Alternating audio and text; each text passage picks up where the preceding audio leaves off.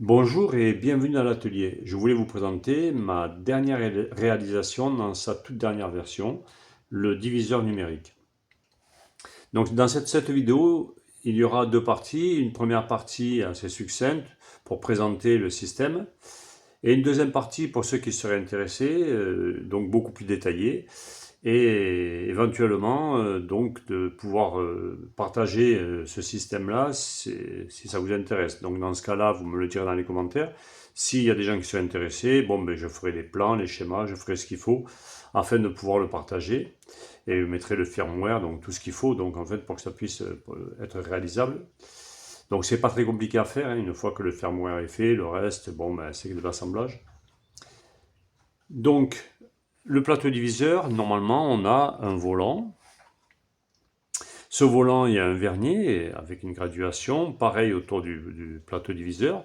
Et selon le nombre de degrés qu'on veut faire, eh bien, on va déplacer son plateau et on va faire de l'usinage. Prenons ou alors tout simplement faire une division. Si par exemple je veux faire 6 trous, un baril de revolver par exemple, 6 trous, ben à ce moment-là, je vais demander si je vais faire 6 divisions, et donc sur 360 degrés, ben 360 divisé par 6, j'aurai 60 degrés. Donc tous les 60 degrés, je vais pouvoir faire donc mon usinage, mon perçage pour faire mon barillet. Et ça, c'est pour la méthode simple, c'est-à-dire on a un usinage avec une bonne division, 360 divisé par 6, on a 60. Mais si je voulais faire 11 divisions ou 15 ou je ne sais combien, mais il y a un moment donné où je vais être confronté en fait avec des décimales, des problèmes. Et là, il y aura des plateaux à trous, c'est assez compliqué, il faut les mettre, il y a un levier, on doit déplacer, bref. Moi, je me suis affranchi de tout ça, c'était pas possible, c'était trop complexe. Donc, ce que j'ai fait, j'ai sorti le volant, j'ai mis en fait un support pour le moteur. J'ai monté mon moteur. Ici, je ne sais pas si on va le voir sur la vidéo, je pense que oui. Ouais, je pense que oui. Voilà, ici, on voyait une lumière, hein, voilà, et il y a le coupleur à l'intérieur. Donc, j'ai tout simplement, mais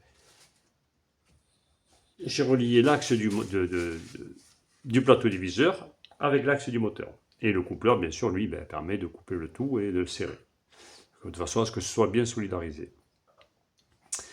Voilà pour le fonctionnement donc, du plateau lui-même. Donc là, je vais brancher le boîtier. Ça, c'est la connectique, hein, en fait.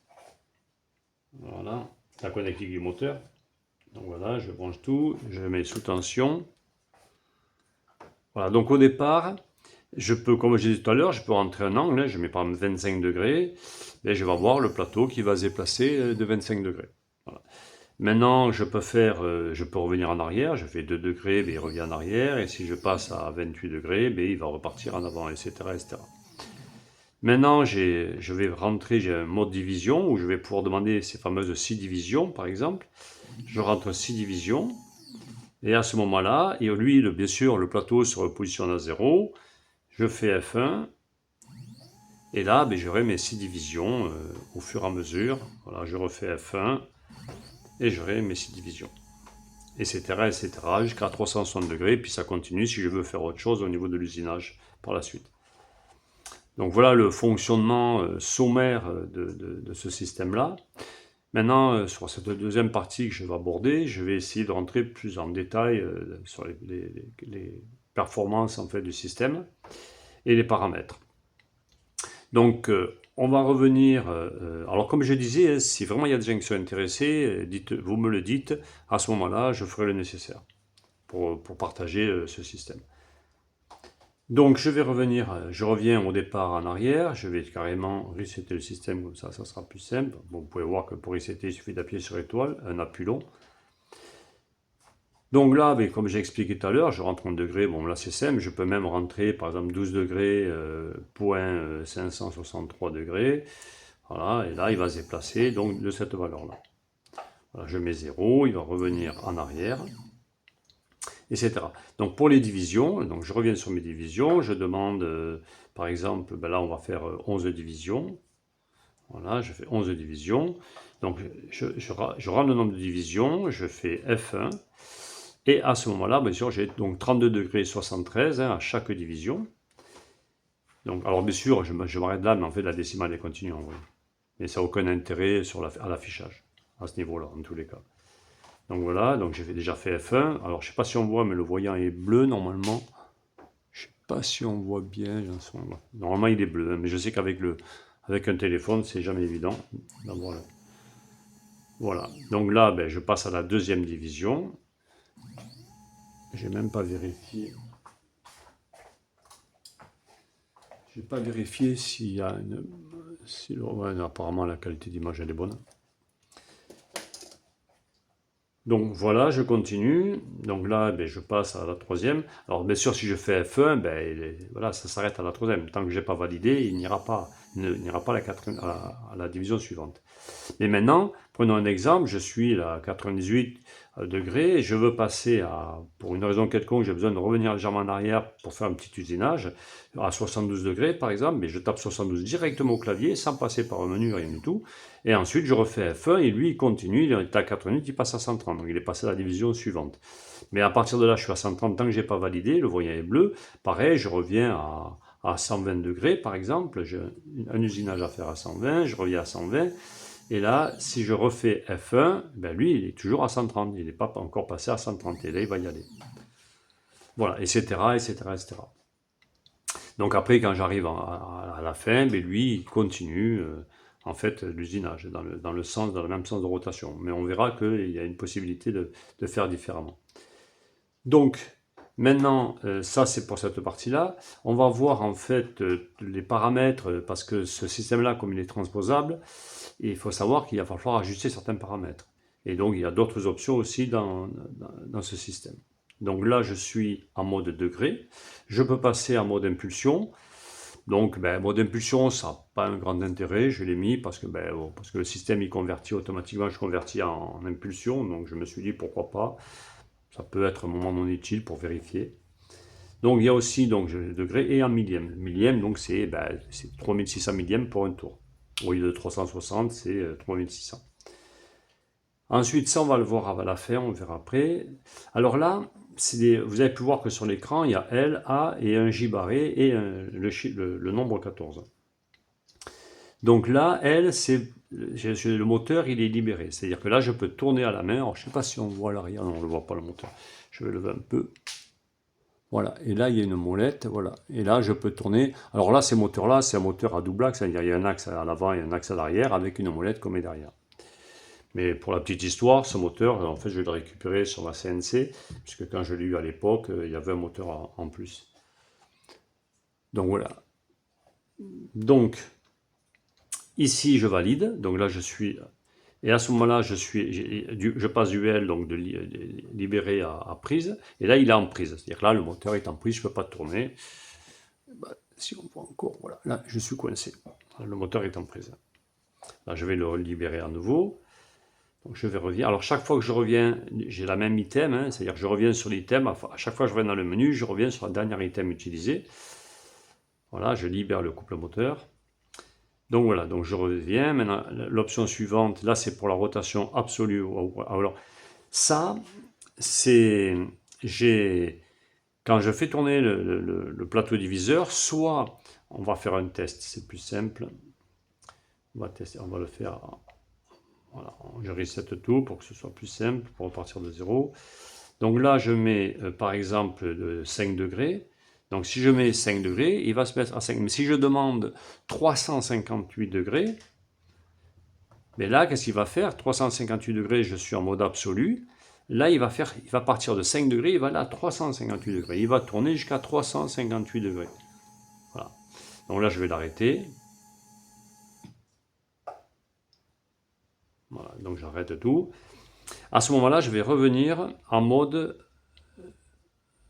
Là, je suis... Voilà, je reviens en mode relatif. Ah oui, je l'avais éteint, c'est pour ça que je ne suis pas revenu, je l'avais reseté. Donc là, je suis en mode relatif. Et là, par contre, si je mets 5 degrés, il va se déplacer de 5 degrés. Mais si je mets 358 degrés, eh bien, il va juste revenir en arrière. Voilà. Il va revenir en arrière sur 358 degrés. Donc on continue. Ensuite, j'ai alors rattrapage de jeu.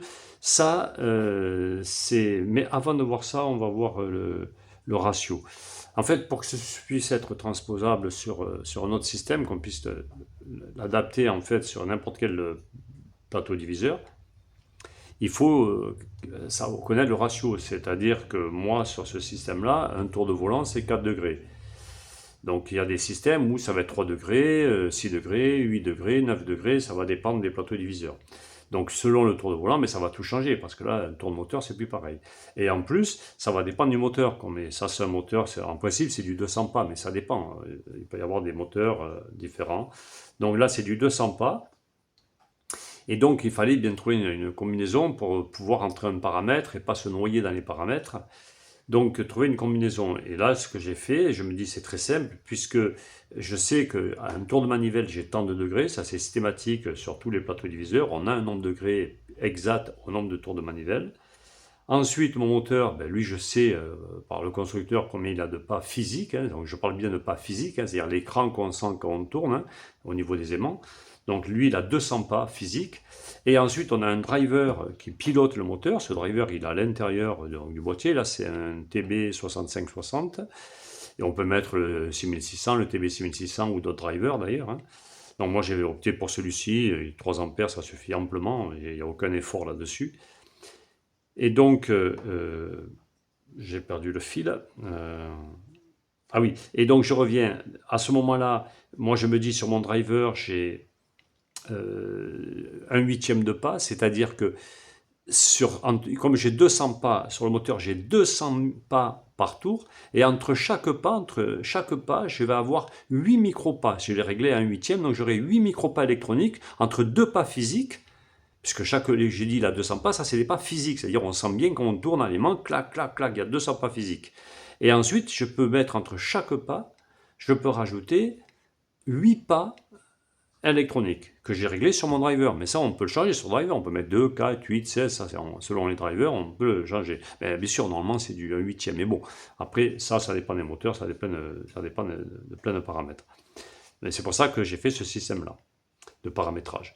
Donc moi, j'ai un 8e. Donc ça fait que si j'ai 200 pas sur physique et que je peux mettre 8 micropas entre chaque pas, ben 200 x 8, ben, fois 8, 16, ça me fait 1600. Ça me fait 1600 micropas en tout par tour de manivelle.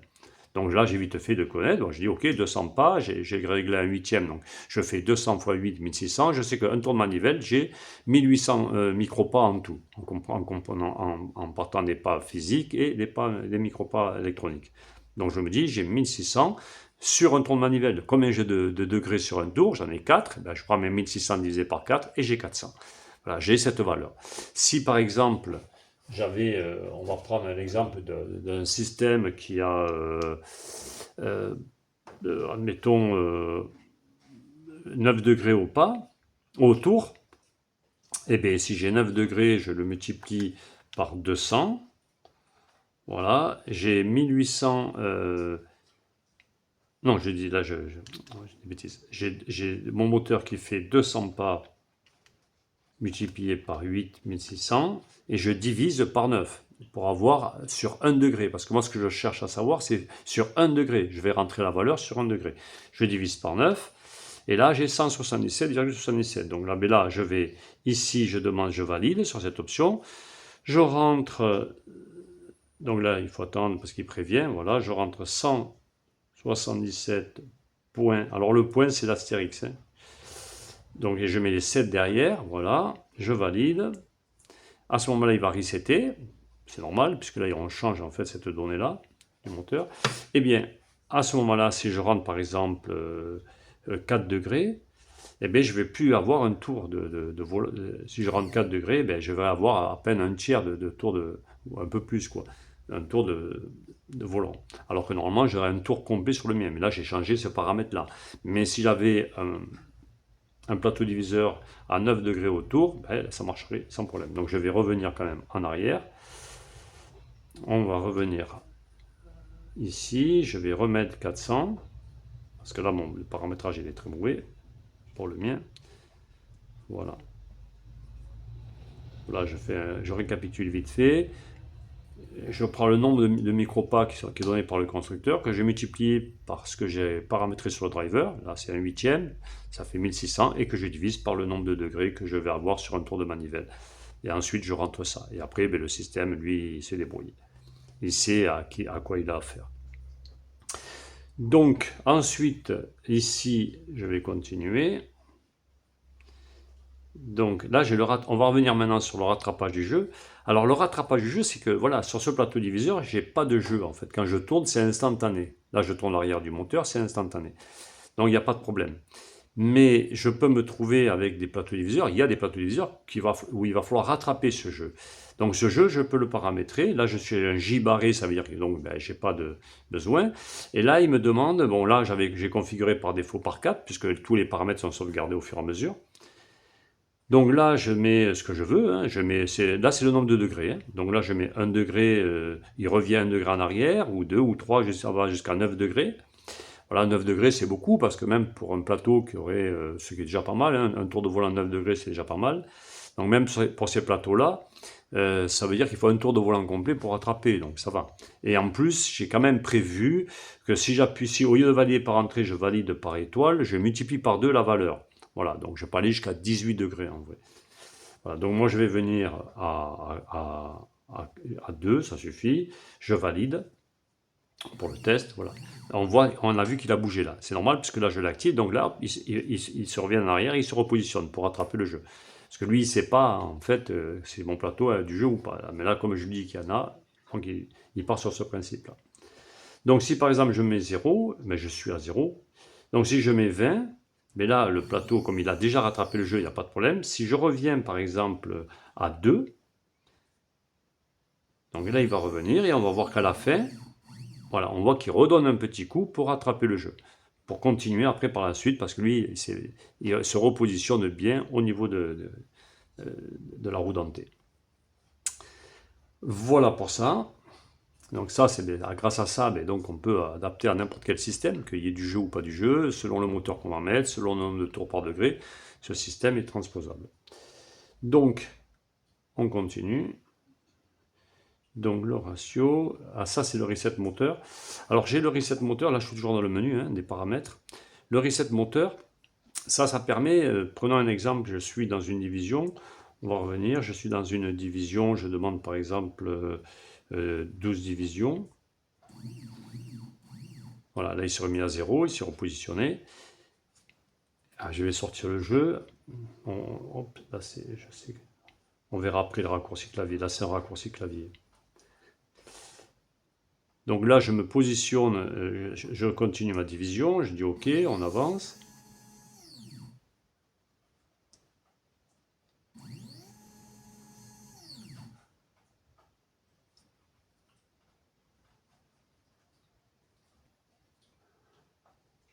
Donc là, je suis donc à la deuxième division, à 60 degrés. Et à ce moment-là, pour une raison quelconque, je veux repartir de là. C'est-à-dire, je veux repartir de là. Et je me dis, bon, mais le plus simple, c'est de réinitialiser le moteur. Donc, je réinitialise le moteur, mais je garde ma division et repartira de zéro. Donc, à ce moment-là, je reviens dans le menu, je demande Reset moteur. Donc, je reset le moteur. Donc lui, il réinitialise juste le moteur, en fait. Il le repositionne à 0. Pour lui, il reprend le 0 du moteur. Et à ce moment-là, si je fais F1, je repars à 1 à partir de là. Voilà. Et voilà, et après, je continue. Voilà pour cette option. Donc je continue le reset classique. Bon, mais ça, je reset le système. Hein. Voilà. Donc là, il est reseté complètement. Je repars de 0. Voilà. À propos, ça, c'est voilà, diviseur numérique. Ça, c'est le nom du système. RP2040, c'est le microcontrôleur en fait qui gère ça. C'est RP2040, le modèle 0. Là, là, je mets systématiquement en fait le nombre de microparts par degré. Donc j'ai bien 400. Hein. Là, j'ai le mouvement, donc je suis en relatif. Moteur libéré. La vitesse, on l'a pas vu la vitesse, on va le voir. Je suis à 14. Et ça, j'ai pas de jeu, rattrapage de jeu. Je suis à la version 4.75 du mois d'août 2025. Donc oui, c'est vrai qu'on n'avait pas vu ça. Alors ce que je vais faire,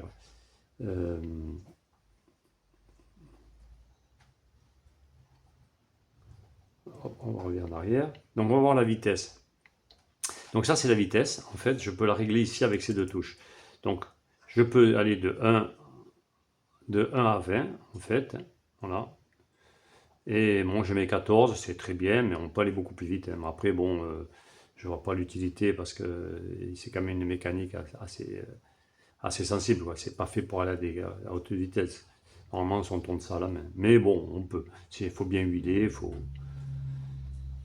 Donc voilà, on peut aller jusqu'à 20. 20 c'est quand même rapide, hein. On peut faire un essai. Je vais mettre par exemple 12 degrés ou 20 degrés. Voilà, on voit quand même ça tourne vite, hein. Hop, je reviens à 0. Voilà, je reviens à 14. Alors, j'étais à 20, hein. J'ai prévu, comme j'ai les raccourcis clavier, on en a parlé tout à l'heure. Si j'appuie sur la touche F1, un appui long, hop, il me repositionne, il va lire en mémoire la position, il me la raffiche. Si je fais une modification, je fais ça. Si je fais une modification, je mets à 18 degrés.